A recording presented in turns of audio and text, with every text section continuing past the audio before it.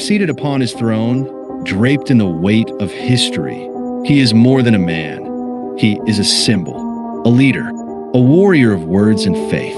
This is Archbishop Macarius III, the first president of Cyprus, a figure both revered and feared, the man who led his people through revolution, and now stands at the center of a storm that will shake the very foundation of his nation. But power breeds enemies, and now Macarius is about to face his greatest rival, the leader of Turkey, a force unwilling to back down. Two men, two visions, and a conflict that will tear the island apart. Part 1, the cause, early 1960s. Cyprus, a newly independent island, was already on the edge.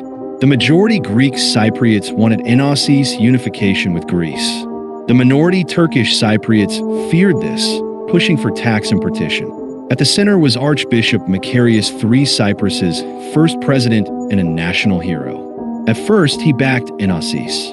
But as violence erupted between the two communities, Macarius began to rethink. The dream of unification was becoming a threat to the island's survival. By the early 1970s, Macarius shifted toward an independent, neutral Cyprus.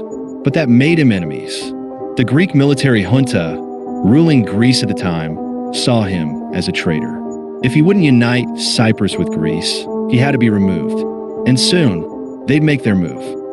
It was the morning of July 15, 1974. In Cyprus' capital, Nicosia, chaos erupted. Backed by the Greek military junta ruling Athens, elements of the Cypriot National Guard stormed the presidential palace. Their mission was simple: remove Macarius by force. Explosions tore through the palace grounds.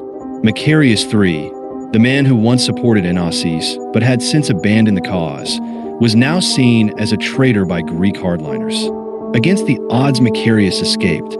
Fleeing through back roads and villages, he reached the British military base at Akrotiri. From there, he left the island, narrowly avoiding assassination.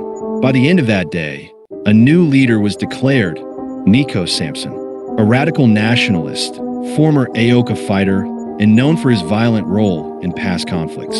With the coup complete, the Greek junta declared Cyprus would finally unite with Greece. But this wasn't a victory.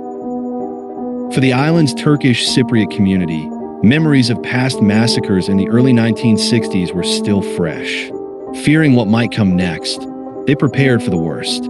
Turkey watched closely, and they were about to make their move. Part 3. The invasion. 5 days after the coup, the island of Cyprus faced a new storm.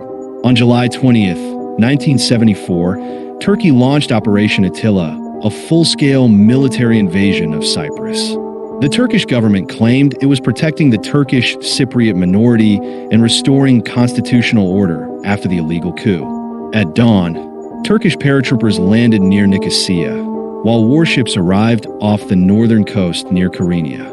Fierce battles erupted almost immediately.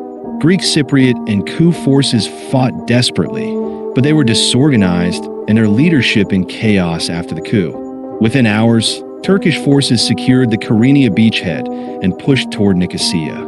Civilians fled in terror as towns fell one by one.